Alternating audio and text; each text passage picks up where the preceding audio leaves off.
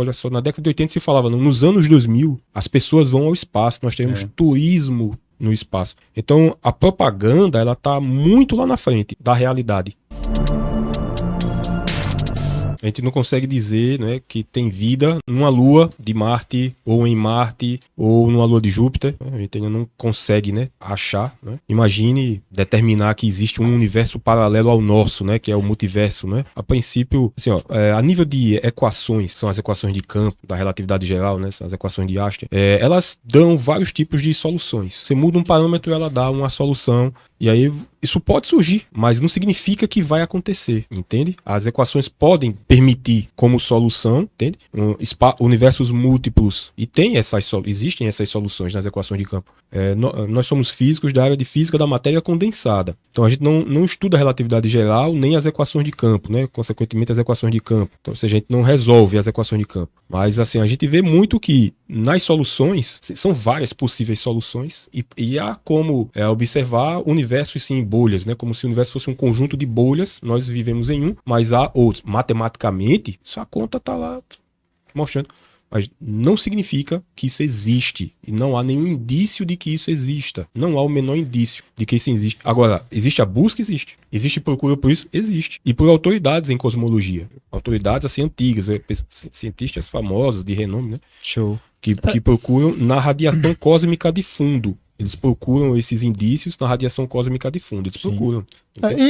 Inclusive, muitos já falaram que se existisse, se conseguissem comprovar, na verdade, a existência de outros universos, 99% de chance seria de não haver vida, mas 1% de chance, ainda teria 1% de chance de ter vida no universo. Então, eles não descartam, como o Marcelo falou, a hipótese de existir um universo, até porque eles dão um dado 99%, né? Mas ele também não descarta a hipótese de ter vida, sendo muito baixa, né? Mas esse 1% do universo é muita coisa. 1% do universo é muita coisa.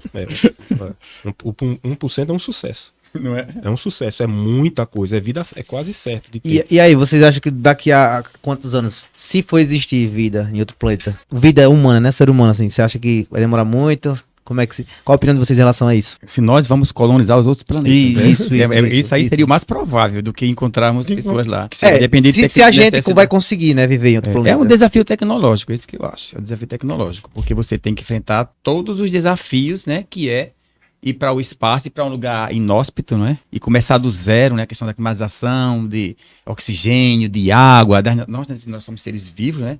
É mais fácil mandar robôs para lá. Para ir pessoas é muito complicado. Mas é uma questão tecnológica. Pode ser que daqui a uns anos aí, né? Logo. Não, certamente.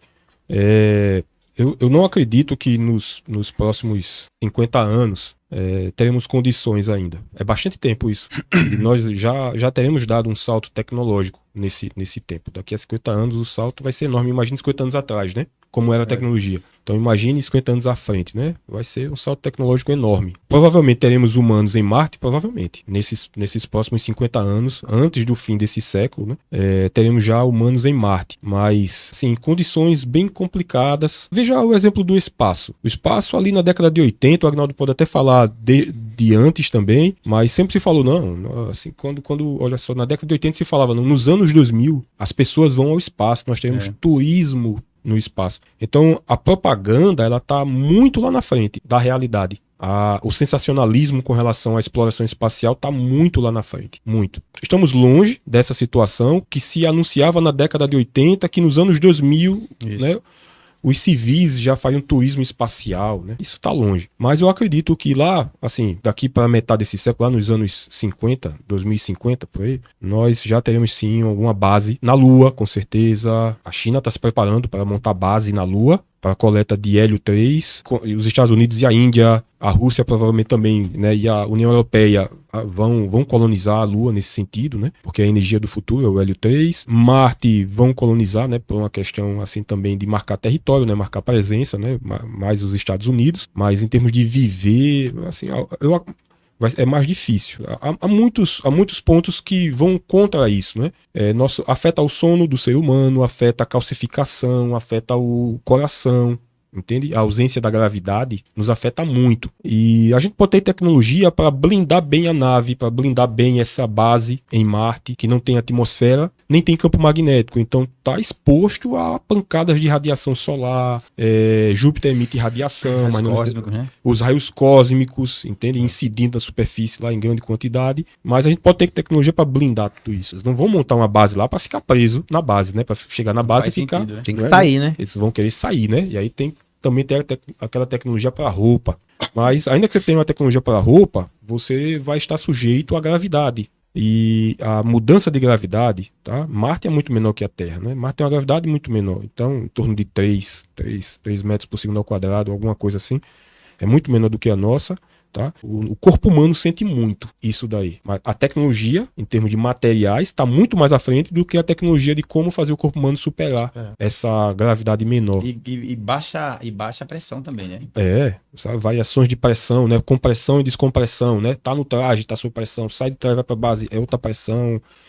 Tudo isso, como o corpo humano vai lidar com isso, tudo ainda é muito experimental, sabe? Então, são estudos que vão ainda levar Anos e anos, né? anos e anos. Mesmo na estação espacial, muitos experimentos ainda são feitos para que o homem, sabe, consiga ficar bem lá e quando ele volta. Principalmente quando ele volta.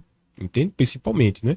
Que mesmo os astronautas que passam um ano na estação espacial, quando eles voltam precisando reaprender a andar, por uma questão de força cardíaca. Não, mas lá eles fazem exercício, mas não é a mesma coisa.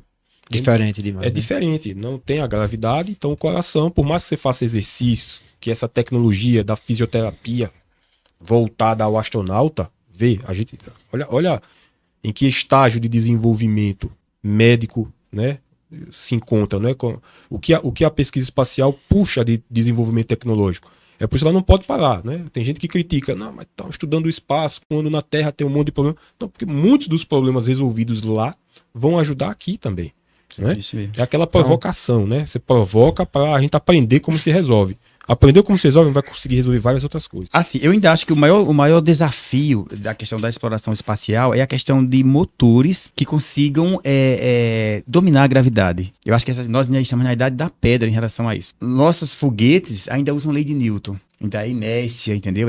Vai um pra lá. É como se você tivesse um barco com um monte de pedra, jogando pedrinhas pra um lado e o barco indo pra outro. É assim que funciona o nosso foguete. Então você não tem hoje uma máquina que você... E já até tentaram, né? Você vê alguns sites falando sobre umas máquinas de motores, o M-Drive, uma coisa assim. E há uma tentativa aí, as negativas, a própria NASA fez um experimento, comprovou que era possível você ter propulsão elétrica, depois um grupo de cientistas negou, disse que não tem condições, não funciona de fato. Mas a gente não tem um motor ainda que consiga navegar, transformar uma energia em impulso. O nosso impulso ainda é matéria. Foguete, o que é que ele faz? Ele lança a combustão dele, ele explode, né, o combustível, e ele lança combustível em altíssima velocidade para um lado e ele vai para outro. É assim o nosso foguete. Então isso é muito primitivo. Mas muito aí, primitivo nesse... navegar assim no espaço. Ou Verdade, seja, enquanto a gente não tiver uma tecnologia, que você tem um equipamento, que você liga a bateria e ele consegue flutuar, não adianta fazer exploração espacial com motores de Newton. Mas vocês acham que a gente vai chegar a um estágio onde nós vamos conseguir, além de dominar a questão da viagem espacial, conseguir colonizar, como você falou, outros planetas, porque, tipo assim, como o Marcelo falou e pontuou, não existe somente o fato de você, eu vou em Marte. Assim, de uma maneira fácil. Existe a questão da adaptação do corpo e existe todo um sistema que envolve a adaptação do ser humano, né? A questão da água que a gente precisa tomar, a questão da respiração, a questão dos gases que precisam. Então, existe uma cadeia que a gente precisa estar inserido. Então, vocês acham que a gente vai conseguir chegar a um ápice tecnológico que consiga adaptar o corpo humano e consiga também chegar a ter um foguete que consiga viajar de forma, vamos colocar assim, normalmente? Eu acho o seguinte, olha, essa questão que eu estava falando da questão dessa máquina aí, não tem nem teoria física para isso ainda. Quando você tem uma teoria que você pode construir uma máquina, né? Não tem nem a teoria, nem existe ainda. Não existe. Porque a teoria do buraco negro é uma coisa, nada a ver com uma máquina que faça isso, que consiga se deslocar no tempo por energias, digamos assim, né? Por um tipo de energia, ou energia elétrica, bateria. Não tem nem a teoria ainda. Você só consegue se deslocar se uma coisa for para um lado e você for para outro. Isso é física básica. Conservação do momento. Massa vezes a velocidade se conserva, é um dos princípios mais fundamentais da física. Sim. Ele é mais fundamental do que a conservação da energia, digamos assim. Então você não tem a teoria ainda. Então vai demorar muito. Então precisa ter uma teoria, ter o equipamento para poder isso chegar lá. A gente só tem inércia, a questão espacial. Então é como se você viajasse de banguela, assim. Você põe um foguete acelera o foguete e depois ele pega aquela velocidade ele consegue chegar de um planeta a outro, mirando lá, e ele desliga os motores. É mais ou menos isso que ele faz. Depois ele pode fazer pequenas correções de órbita, porque ele não tem combustível para passar 2, 3 meses viajando. Você vê que esses foguetes, quando eles aceleram alguns minutos. Alguns minutos ele já está na órbita da Terra, já depois desliga.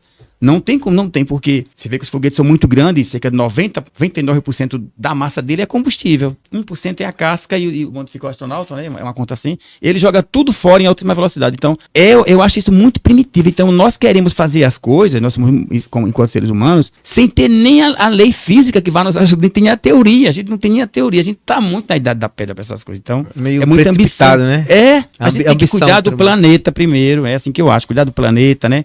Tem muitos problemas para a gente resolver aqui. A questão ambiental, vários problemas a resolver aqui, para poder ir colonizar o espaço. Sim.